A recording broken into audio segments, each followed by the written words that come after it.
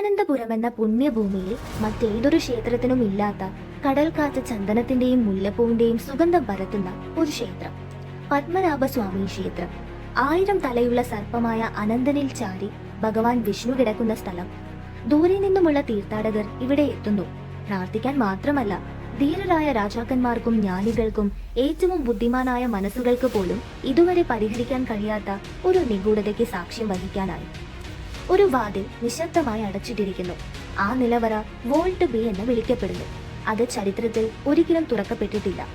ഇരുമ്പുകൊണ്ട് പൂട്ടിയിരിക്കുന്നത് കൊണ്ടല്ല, മറിച്ച് മന്ത്രങ്ങൾ, ദിവ്യശക്തി, ഭയം എന്നിവയാൽ പൂട്ടിയിരിക്കുന്നത് കൊണ്ടാണ്.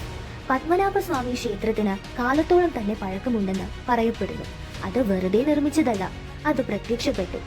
അന്ധകാര പ്രകാശത്തിന്റെ ഒരു മിന്നലിൽ ഋഷിമാർ അനന്തനിൽ കിടക്കുന്ന വിഷ്ണുവിനെ കണ്ടതായി ഐതിഹ്യങ്ങൾ പറയുന്നു. അവർ അവിടെ കല്ലിലും ഭക്തിയിലും ശ്രീകോവിൽ പണിതു.